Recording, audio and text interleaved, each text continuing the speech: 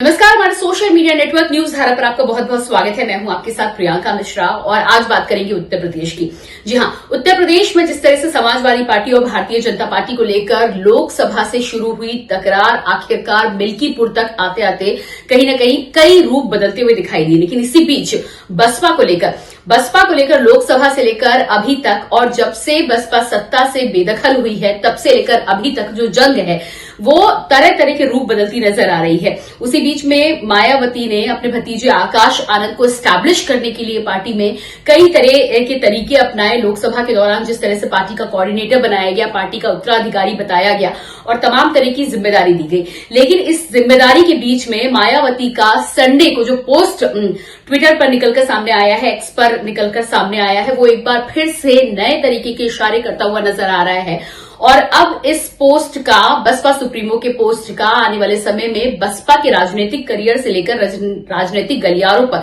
क्या कुछ असर पड़ने वाला है, ये आने वाला वक्त बताएगा। लेकिन एक बात तो बिल्कुल तय है कि बसपा में उथल पुथल मची हुई है। जिस तरह से पहले भी जानकारी निकलकर सामने आई थी कि आकाश आनंद के ससुर को दिल्ली हार के बाद बसपा सुप्रीमो मायावती ने पार्टी से निष्कासित कर दिया था और पार्टी से निष्कासित करने के बाद माना जा रहा था कि मायावती अब किसी भी तरह से बसपा को लेकर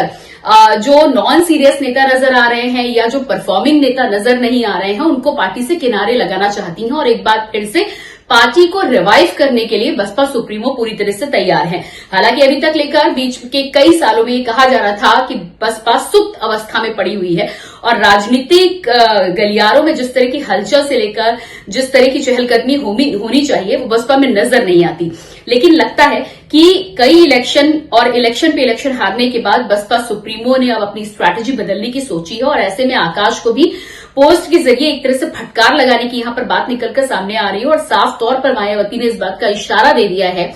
कि बहुजन समाज पार्टी का उत्तराधिकारी वही होगा जो ठीक मायावती की तरह राजगद्दी संभालने से लेकर मेहनत करने का काम करेगा,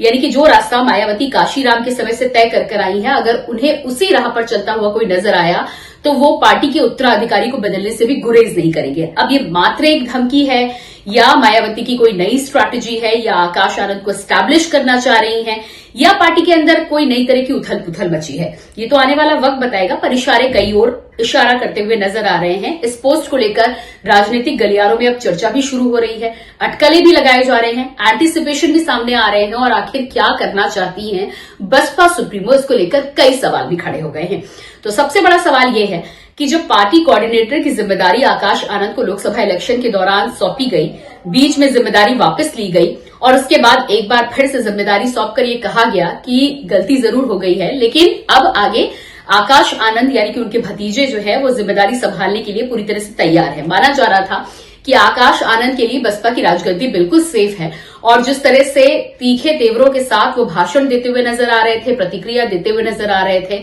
ये भी तय हो गया था कि कहीं न कहीं बसपा सुप्रीमो के बाद, मायावती के बाद पार्टी में एक नए नेता का उदय होना तय माना जा रहा है और ये बात कहीं न कहीं उनके भाषण में, उनके लहजे में दिखाई भी देती है। लेकिन अब एक तरफ से बसपा सुप्रीमो ने जिस तरह से आकाश आनंद के ससुर को निष्कासित किया है दिल्ली परिणाम को लेकर और अलग अलग राज्यों में बसपा जिस तरह से धरातल पर ही रह गई है और सिफर का सिफर परिणाम ही रहा, यानी कि तमाम स्ट्रैटेजी बदलने के बाद आकाश आनंद लोकसभा से लेकर राजधानी दिल्ली में भी अपने आप को मायावती की नजरों में प्रूव नहीं कर पाए। तो अब ऐसे में क्या स्ट्रैटेजी बदली जाएगी? क्या आकाश आनंद के लिए आने वाले समय में खतरा भी हो सकता है या फिर पार्टी में किसी और तरह की उथल पुथल मची है जिसको लेकर मायावती अब एक्शन लेके नजर आ रही हैं? क्या आकाश आनंद और उनके ससुर मायावती के खिलाफ एक साथ थे जिसको लेकर मायावती ने प्रतिक्रिया दी है? तो ये तमाम तरह के अटकलें हैं, लेकिन देखना यह होगा कि मायावती के इस पोस्ट के बाद आकाश आनंद के साथ ही साथ पार्टी में क्या और भी नए नेता तैयार होते हैं। तो 2027 उत्तर प्रदेश के चुनाव से पहले